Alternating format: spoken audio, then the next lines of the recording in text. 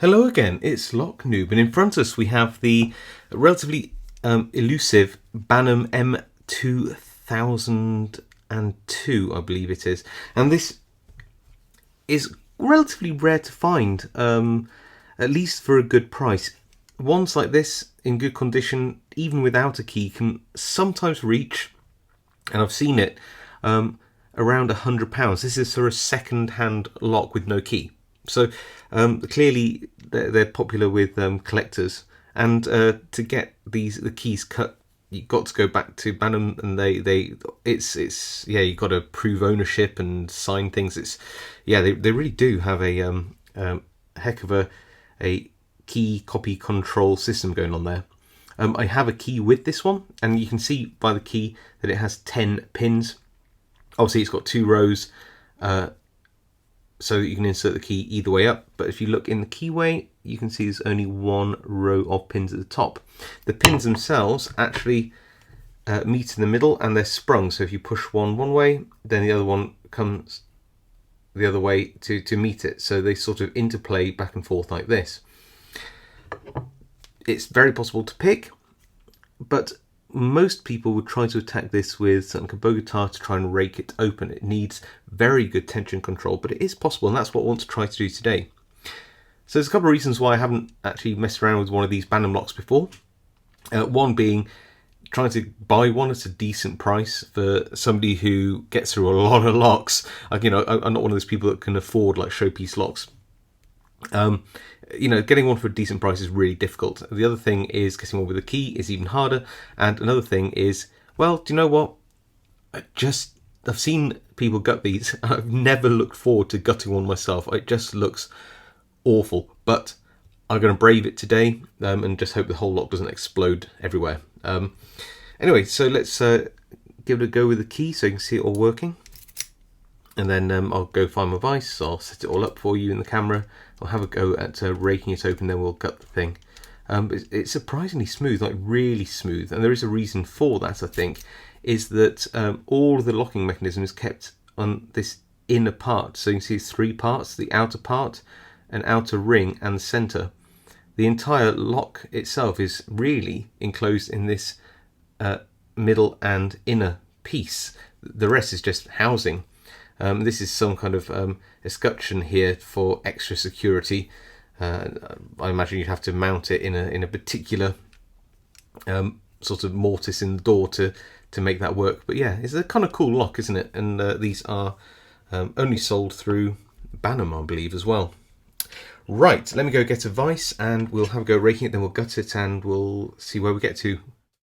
So we're in the vise, very smooth operating lock. We'll be picking it clockwise, or should I say raking it, and going to be using a triple peak as offset by 1, gives us a space in the middle to avoid pins, couple at the back, couple at the front. It just works really well. I've had success with the single peak at the front and the double peak offset to the back, and also just 2 single peaks. I'm just going to go with this because that's what I found works best in this lock, and I'm going to put some very light tension on, bearing in mind that we have some pins which need to be freed from one side in this middle ring to come in to meet the shear line, and some which need to then come back out the other side to meet the opposing pin. That means that sometimes you've got to do a bit of manual counter rotation or bouncing using the pick tip. It's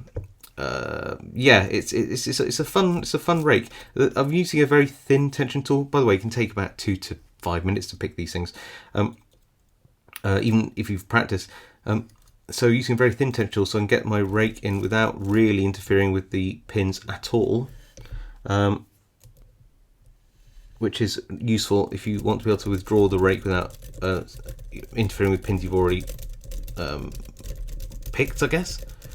So that's why this rake is sort of a third of the way up the lock, so I can pull it out and in. I can try the other side as well.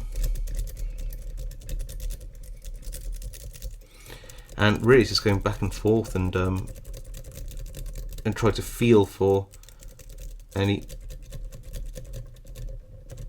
set pins and react accordingly to them.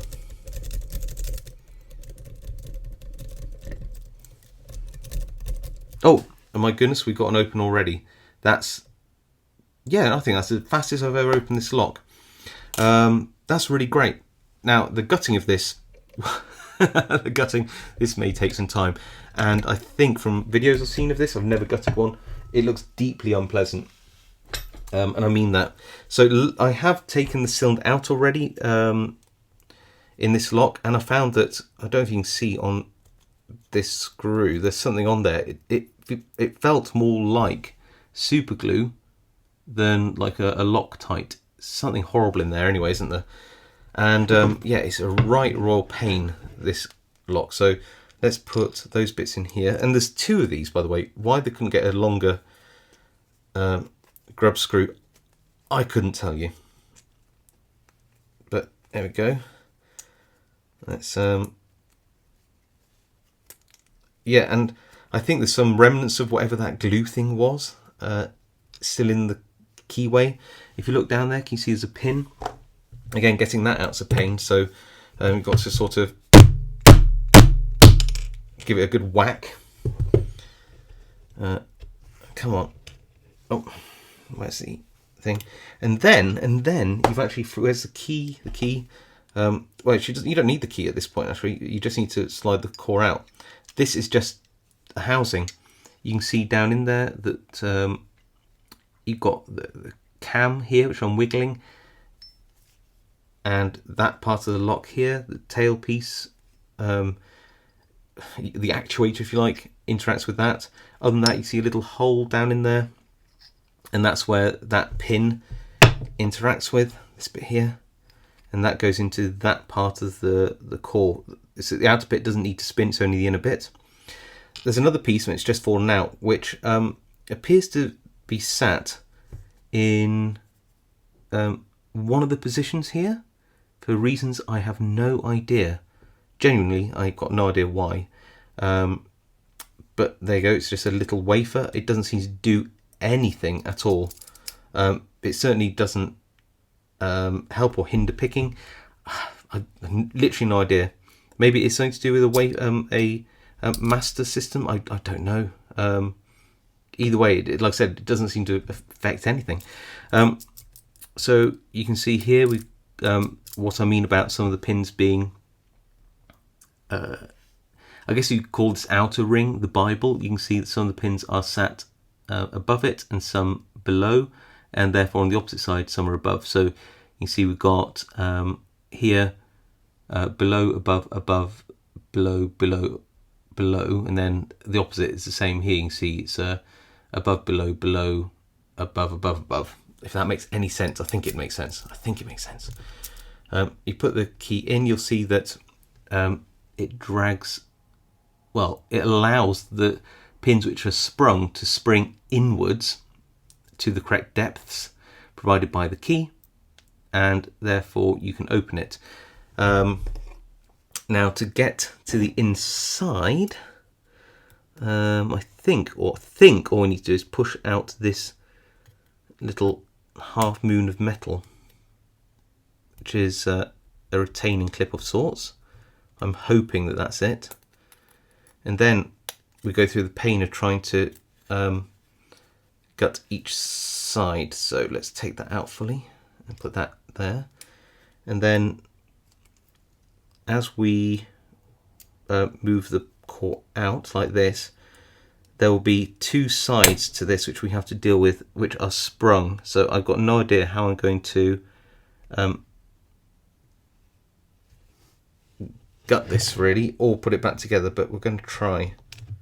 And that's one side. Pin, outer ring, spring, and therefore the other side can come out. Which I should probably put up here, shouldn't I? There, and move that outer ring to the top. I think it doesn't matter, but if I go then to the next one and do the same, we'll do this side first. Yep. Oh, there's lots of brass dust in there, probably from the raking. Oh, and a load of stuff from that side as well. I think I've got yep, some of my pins mixed up. I've got 3 open there. I only thought I had 2. I knew this was going to be a bit of a nightmare, and that's number 2 there. So has something just fallen on the floor behind me?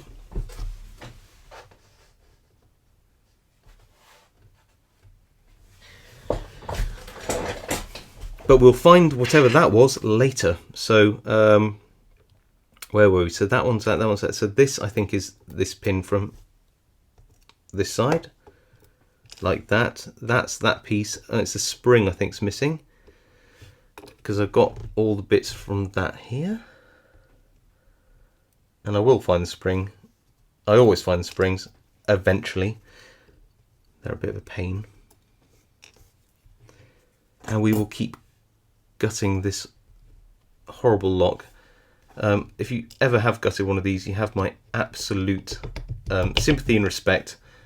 They are not fun at all, and I can't imagine how awful this is going to be to put it back together again, but we'll try. Okay, next one.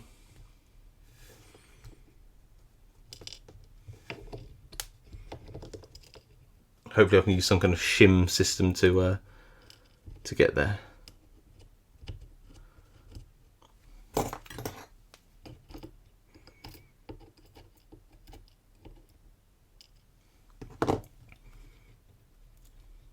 Next ones. Ooh.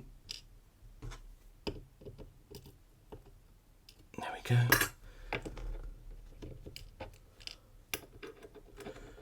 And please tell me that's it. It is. There seems to be a little ball bearing mechanism or something in the top of the lock there. Is it under spring? Appears to be. So I'm going to leave it where the heck it is. But you can see now how it works. You've got a sort of a step inside the lock there, so it's drilled down to the lip. The spring, and let's get one of the pins.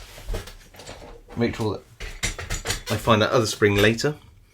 But if I find one of these pins, you'll see how it works. Is that the pins sit in here, like that. The spring, and I've lost another one, sits there, and the outer ring makes sure that that puts that pin under spring tension.